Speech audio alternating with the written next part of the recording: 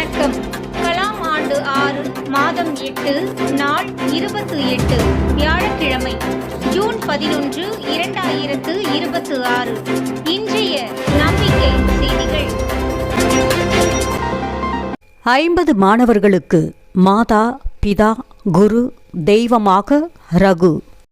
தினசரி அதிகாலை எழுந்து செய்தித்தாள்களை வீடு வீடாக சென்று போடுவதை தொழிலாக கொண்டு 3 பெண் குழந்தைகளுக்கு தந்தையாகவும் குடிசை மாற்று வாரியத்தின் சிறிய வீட்டில் வாழ்ந்து வருபவர் ரகு. இந்த நிலையில் வடசென்னை யானைக்கவுனி என்ற நெருக்கடியான வியாபார ஸ்தலத்தில் ரிக்ஷா ஓட்டியும் மூட்டை தூக்கியும் கூலி வேலை செய்தும் ஆயிரக்கணக்கான ஏழை எளிய மக்கள் வாழ்ந்து வருகிறார்கள்.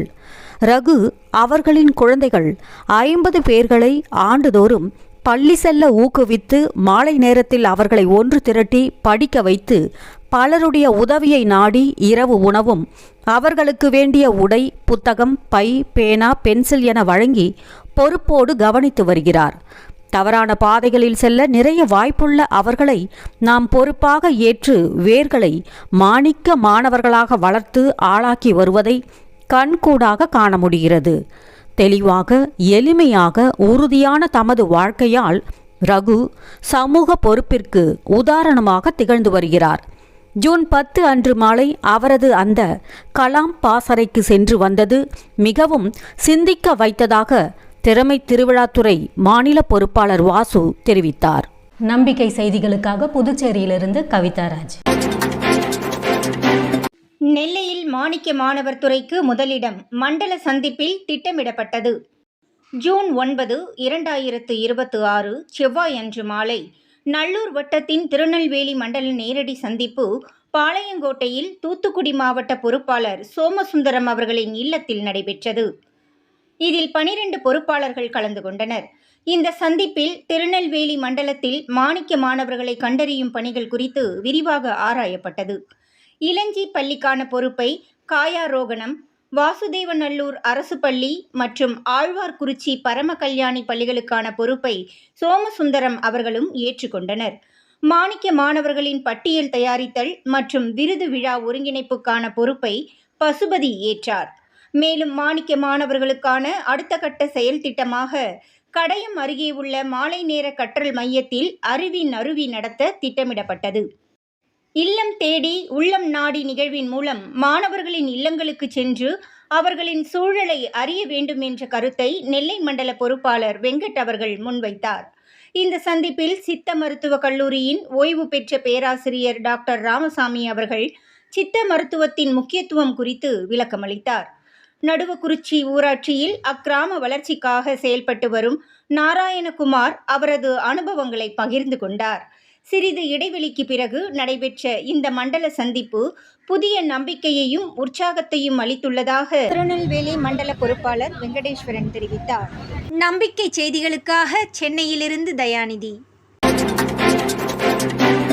ஈரோடு பொலவக்காலிப்பாளையம் செந்தூர் நகரில் வார கூடுதல் ஒருங்கிணைந்து வாழ புரிதல். ஈரோடு மாவட்டம் பொலவக்காலிப்பாளையம் செந்தூர் நகரில் கிராம வளர்ச்சி குழுவின் வார கூடுதல் திங்கட்கிழமை மாலை 7 மணிக்கு கோவை மண்டல பொறுப்பாளர் ஆடிட்டர் கார்த்திக் அவரது இல்லத்தில் நடைபெற்றது.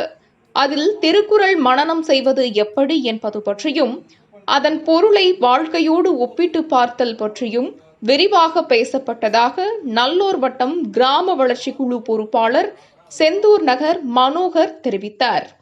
செய்திகளுக்காக சேலத்திலிருந்து சி ஹரிஸ்வேதா. ஈரோடு பள்ளிகளில் கல்வி கோயிலுக்கான திட்டமிடல்.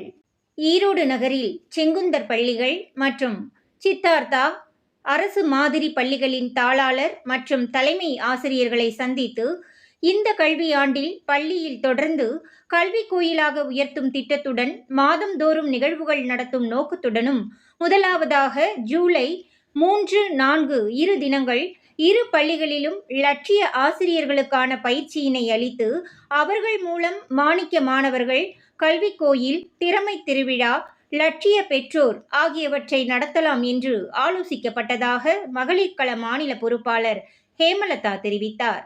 முன்னதாக பெருந்துறையில் உள்ள அரசு மாதிரி பள்ளியில் 12ஆம் வகுப்பு படிக்கும் மாணிக்க மாணவி ஸ்ருதியை சந்தித்து அப்பள்ளியில் மாணிக்க மாணவர் கண்டறிதல் பற்றி பேசப்பட்டதாக ஹேமலதா மேலும் தெரிவித்தார். நம்பிக்கை செய்திகளுக்காக சென்னையிலிருந்து தயாநிதி.